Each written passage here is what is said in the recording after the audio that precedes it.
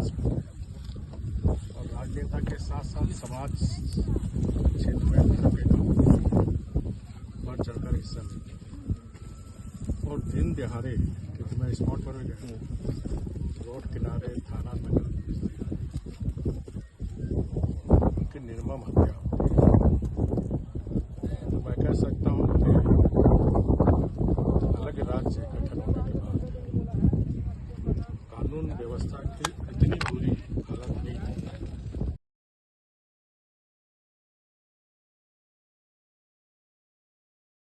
कहना है कि राज्य में कानून व्यवस्था खत्म हो गई है, मैं नहीं मानता हूं। इस राज्य में इससे बेहतर कानून व्यवस्था कभी नहीं हुई थी महोदय।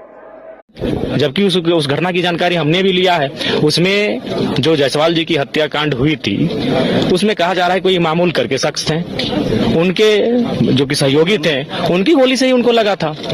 जब गांव वालों में, ग्रामीणों में तनाव होने लगा, वो किसी जेल में बंद आरोपी को मारने गए थे। और लोहरदगा की पुलिस ने भी कहा कि जिस आरोपी को मारने के लिए गए थे, उससे और न बाकी से किसी से अनिल जी का कोई संबंध नहीं है। तो कल को अगर फिर किसी के साथ इस तरह की घटना घटती है, तो अगर सरकार अपना बचाव के लिए कह देगी कि नहीं, उसका संबंध तो आज से 10 साल पहले नक्सलियों से था, शायद उसका तार जुड़ा है क्या, तो ये शोभा नहीं देता है। गलती करने से इंसान छोटा नहीं होता है। गलती को गलती स्वीकार करने से इंसान छोटा नहीं होता है। गलती स्वीकार करने से इंसान महान बनता है। तो सरकार अपनी गलती को स्वीकारे कि विधि व्यवस्था दुरुस्त नहीं है, दुरुस्त करेंगे, इसका आश्वासन ही दे, कार्रवाई करे, यह सरकार से मांग होगी। और निसंदेह सदन में आज दोनों पाली सदन की इसी विषय पे लेकर गर्म रही।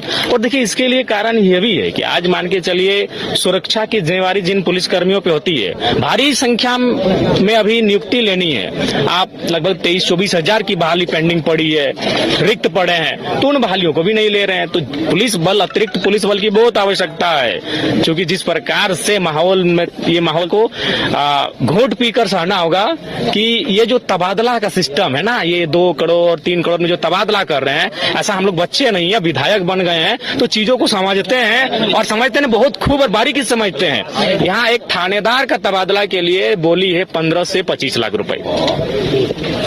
तो मोटा मोटी मान के चलिए, जो डीएसपी और एसपी रैंक के हैं, उनका बोली है लगभग 1.5 करोड़ से 3 करोड़ तक का बोली है। तो उतनी मोटी रकम देकर वो अपना तबादला। ये जो प्राइवेट स्कूल है, ट्यूशन फीस ले रहा है, पेरेंट्स जान करके ट्यूशन फीस पर अपना बच्चा को एडमिशन कराते हैं।